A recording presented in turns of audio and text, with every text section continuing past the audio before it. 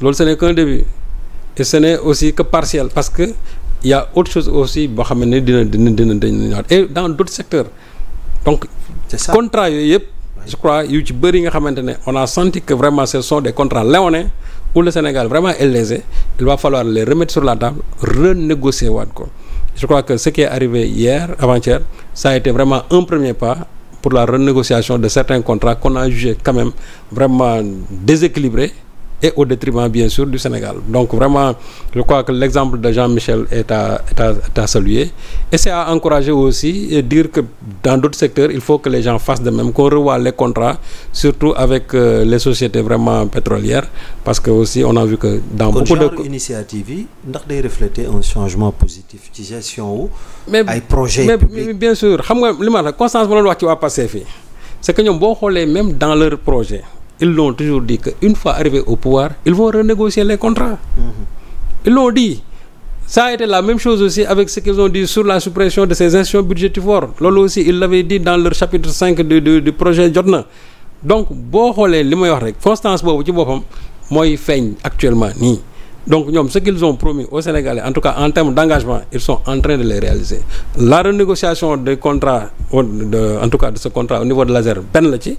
Beneen bi aussi c'est la suppression aujourd'hui de ces institutions budgétivores que sont le CSE et aussi le HCCT. Donc je crois que en ce moment-là ñoom li nga xamante ne waxoon nañ ko peuple bi en moins de 5 mois de gouvernance ils sont en train quand même vraiment de faire des pas de géant. Et loolu nag je crois que c'est à saluer. C'est vrai qu'il y aura toujours des gens qui vont critiquer mais pour man jàpp naa ne ñiy critiquer sax c'est une bonne chose. Il faut leur laisser la parole. Mais ñoom aussi il faut qu'ils soient tout simplement dans le temps de l'action. Ñii ils sont dans le temps de la parole ñii ils sont dans le temps de l'action. Et je crois qu'une république fonctionne comme ça. Ñi bu ñu taxawee di critiquer si subjective soit-elle mais l'essentiel c'est quand même de continuer le chemin. Et le chemin c'est quoi? C'est-à-dire c'est la voie tracée tout simplement par le projet du PASTEF, c'est tout. Il y a pas autre chose. Alors Serigne Saliou puisque je suis maa ngi ci njeexita jeex na sax man moom maa lay sonal toujours semaine bi insécurité on va parler d'une manière générale. pas dugg ci ay yenn ci ndax xam naa ne yow xam nga man xam naa. mais insécurité d'une manière générale mu mel ni gars yi dañ koy wax am ay assassinats ay je dirais même ay agressions. Déjà lan la c'est la société nous avons une société meurtrière wala tamit dafa laaj ñu xoolaat def ci sax. Ne serait-ce que sax waxtaan bu yaa ngir xool ananes def ngir réew mi am sécurité. waaw xam nga le talon d'Achille nag de beaucoup de pays y compris bien sûr le Sénégal c'est le problème de l'insécurité. soo demee tey démocratie yi nga xam pays yi nga xamante ne boo doon xool en termes vraiment de sécurité ils sont les mieux assis que le Sénégal. fa le taux de criminalité bi ëppee. Donc ce qui veut dire que c'est un problème qui est là éternellement. Donc ñun suñu pays yi nga xamante ne avec nos moyens vraiment limités en matière de sécurité. su fekkante ne gis nañ ne en tout cas insécurité bi ça va grandissant ça dafa laaj benn taxaw seetlu.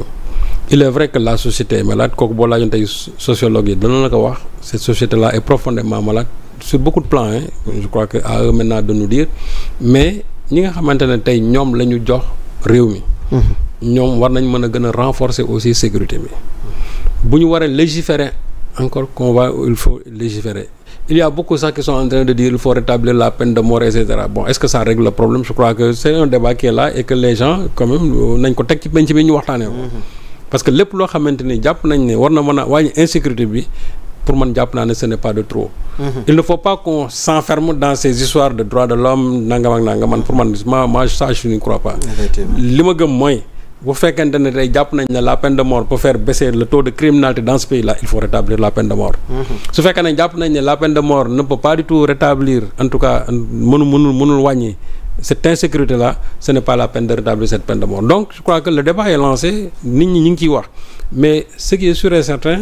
c'est que le ministre de l'intérieur dégg naa mu wax ci et je sais que ne am na ay matuwaay yoo xam ne nii dinañ ko mën a gën a jël. Pour que vraiment. Hier en conseil des ministres. Oui. On en a parlé. On a parlé. Donc, ça veut dire que des mesures quand même idoines vont être prises pour mën a gën a renforcer la sécurité des Sénégalais. Il est vrai que c'est quelque chose boo xam ne kenn mënu ko éradiquer totalement parce que loolu aussi c'est consubstantiel avec nous nos sociétés cette violence là, mais faire de sorte que cette violence là quand même soit une violence très limitée ji bi parce que nag nit ko aussi moi je crois que boo amul insécurité doo mën a liggéey dara. Donc il faut qu'il y ait de la sécurité en tout cas si minimum soit-elle il faut de la sécurité. Bon am na fi ay meurtres yu fi am dans la semaine vraiment ça a été déplorable. wax ji bëri na ci trop bon les gens ont parlé par-ci par-là le meurtre de Pikine d'Aziz Dabala et de l'autre là Wali du Boubacar Gano. On en a parlé chacun bon xam nga rek fii ku nekk tu t'es érigé en procureur en magistrat en policier enquêteur mais je crois que il faut laisser quand même le soin à la justice de en tout cas à la police et vraiment à la justice de faire son travail nit ñi il ne faut pas qu'il aille vite en besogne parce que man gis naa fi ay tiktokers yoo xam ne lu ne les gens ont dit on a essayé de brouiller des pistes par-ci par-là mais li ci gën a am solo daal mooy jibi enquêteurs yi ak procureur ak doyen des juges na leen bàyyi ñoom ñu def seen liggéey suñu paree ils vont vraiment rendre compte. suñu benn xarit Bali depuis France nee na ñun ñaar lu tax wuñ ci man moom man wax man. non man personnellement ba ci kanam man personnellement. dafa am loo xam waaw personnellement. waxaguma ci parce que je ne veux pas comme ni ñuy wax rek je hurler en même temps que les loups mais jàppale ne am na liggéey. dinañ ci wax bu mucc ay boo xam ñun ñu ngi ko ciy def. parce que aussi on n'est pas dans la précipitation déedéet. tout à fait dañu bëgg bés bu ñu ci waxee ñu xam ne yor-yor wax na ci mais précipité wu ku nekk wax fii finalement il y a que des tas de contradictions ci li presse bi wax wala ci en tout cas li ñuy wax ci réseaux sociaux yi. Nous ne sommes pas dans ça mais on est en train vraiment de faire un travail de fourmi ci loolu bés bu ñu ko génnee nag da ngeen xam ne ñun wax nañ ci. moo tax yàkkamtuwuñ ci dara. On est en train vraiment de faire le travail qu'il faut mais incha allah rabi di nga ñu ci dégg. incha allah waaw. kon fii lay nekk de. waaw incha allah ju lay nekk ça je te le promets. alors sëñ Saliou kooku jeex na ma nuyuwaat gars yi rek sa permission. waaw Ibrahima Faye Abdoulaye Lukaar Koumba Gueye ñu ngi lay nuyu bu baax a baax man ak Serigne Saliou yëpp Mouhamed Ndoye Pape Ibrahima Faye on a vu gis nañ contribution yu am solo la nee na écoutez Djibril je pense que pour réduire l'insécurité il faut faire comme l'Allemagne où tout le monde bien sûr est policier et que les citoyens aider les FDS pour participer vraiment je crois que c'est ça ñu baal ma rek ci xam naa ñàkk ni ma koy liiree c'est la solution moom noonu la ko jàppee yéen ñëpp maa ngi leen nuyu Maxu Sey gis naa say commentaires merci beaucoup jërëjëf Koumba Gaye yow moom amal jàmm rek Xaasim Ndour Fatou Kébé Alioune Touré ñoom André Aline Salzar ñoom Bel Noble yéen ñëpp ñu ngi leen nuyu Fatou Ndour Zaza Salzman pourquoi les numéros verts ne marchent pas aussi waaw loolu tamit war nañ ci wax de Sani Bouli ñu ngi leen di nuyu yéen ñëpp Cheikhouna Abdoulaye Gueye Espagne yéen ñëpp cant ak ngërëm ñeel na lañ alors Alsan Kouta Ibrahim Aminata tout le monde Bamba Thiam yéen ñëpp ñu ngi leen di nuyu bu baax a baax Ndeye Diouf lii et ma famille depuis Canada maa ngi leen nuyu bu baax a baax Fatima Dia maa ngi leen di nuyu Mor yéen ñëpp Zeyna Kia tout le monde maa ngi leen di nuyu bu baax a baax et prompt rétablissement à papa yàlla na ko yàlla defal wér-gu-yaram gu mat sëkk mu ñëwaat ci ñun Serigne Saliou mu ngi leen di nuyu yéen surtout waa Canada yéen ñu ngi leen di nuyu bu baax a baax Serigne Saliou diaspora bi moom maa leen nuyu bu baax a baax vraiment parce que diaspora bi moom mes amis qui sont en Allemagne mes amis surtout qui sont au Canada Sakho les Adama tout ça gars yi maa ngi leen di nuyu vraiment Amédine en Espagne du moins en Allemagne maa ngi lay nuyu Bonebo en France maa ngi lay nuyu Alune Guèye aussi en France maa ngi lay nuyu donc daal fàttewuma kenn Serigne Saliou aussi en Allemagne sama xarit di sama trondo maa ngi koy nuyu bu baax a baax di nuyu aussi ñu nekk fii Sénégal ji bi et puis màggal gi ji bi dama am lu ma marqué ci Sénégalais yi mooy li ma wax rek c'est-à-dire baaxaayu Sénégalais yi man sama màggal du début jusqu'à la fin dafa ne xam lu tax man fi ma doon defee suma révision auto ñooy entretien auto du moins ay nit ñu baax dañ ma fekk ji bi yëkkati àddiya jox ma ndeysaan waaw vraiment ci muy néew muy bari vraiment ils ont fait ce geste. ndeysaan témoigner ma seen cofeel seen affection bi ñu am ci man. ndeysaan ma jógee foofu sama yoon bi yëpp lu may jënd ci yoon bi daanaka dan ma koy may. dem naa bi ma ci gën a marqué damay jënd benn col bu noir waa ji bu ma koy jox mu ne ma Serigne Saliou mu ne ma noo jëlal jox def naa ko addiya ma wax mu bàyyi maag Col gu Noir gi bu fekkee ne yaa ngi seetaan émission bi maa ngi lay ziar bu baax a baax donc vraiment ba ni may eggee Touba vraiment sur toute la ligne man daal xale yi nga xam ñu ngi jaay ci yoon bi heure moo bëggee jënd dara dama mujj ma ne man léegi dootuma jënd dara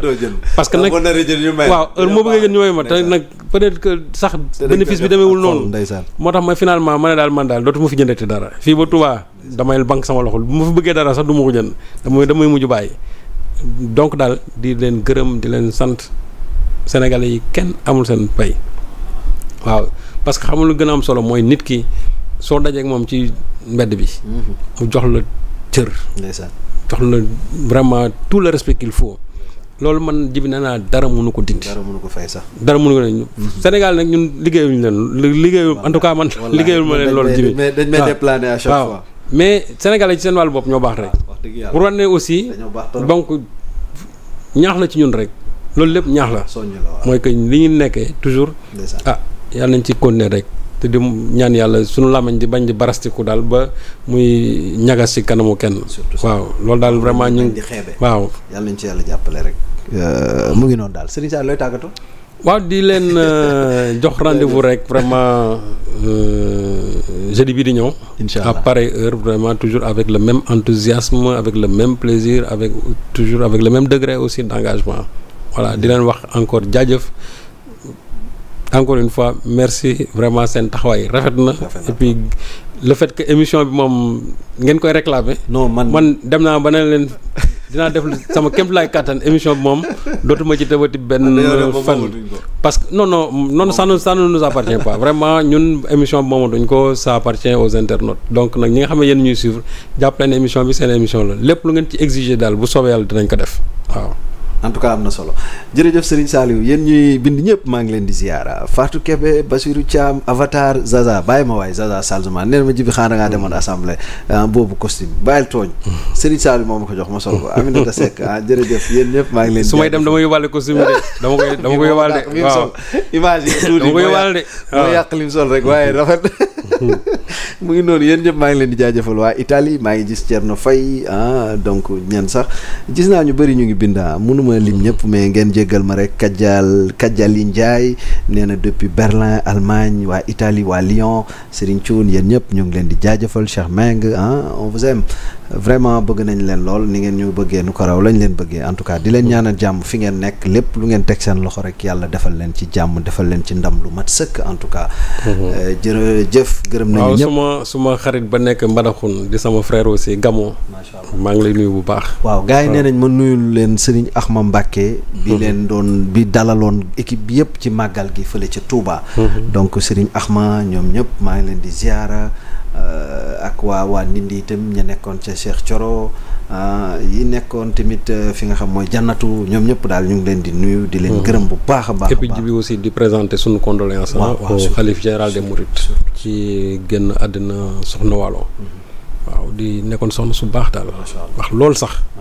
waaw man day amoon naa sama benn xarit boo xam ni daf ko bëggoon lool sax lool waaw vraiment mu nekk